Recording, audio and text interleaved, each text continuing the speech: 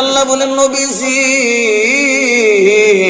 যারা কোরআনকে ভালোবাসবে, কোরআনকে মহব্বত করবে, কোরআনের তেলাওয়াত করবে, ওগো নবীজি আমি আল্লাহ দুইটা নিয়ামত দিয়ে আপনার গুনাহগার উম্মতকে ধন্য করে দিব।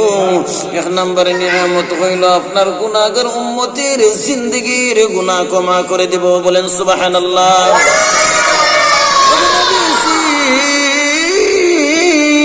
আপনার গুনাহগার উম্মত, আপনার উম্মতরা যদি কোরআনকে আঁকড়ে ধরে, কোরআনকে মহব্বত করে, কোরআনকে ভালোবাসে, কোরআনের তেলাওয়াত করে, নবীজি আপনার উম্মতকে আমি আল্লাহ দুইটা নিয়ামত দিব। এক নম্বরে আপনার উম্মতের জীবনের গুনাহ ক্ষমা করে দিব। দ্বিতীয় নাম্বার হইল আমি আপনার উম্মতকে আমার তৈরি জান্নাত দিয়ে ধন্য করে দিব। বলেন সুবহানাল্লাহ। আল্লাহ বলেন ওয়াতাসিমু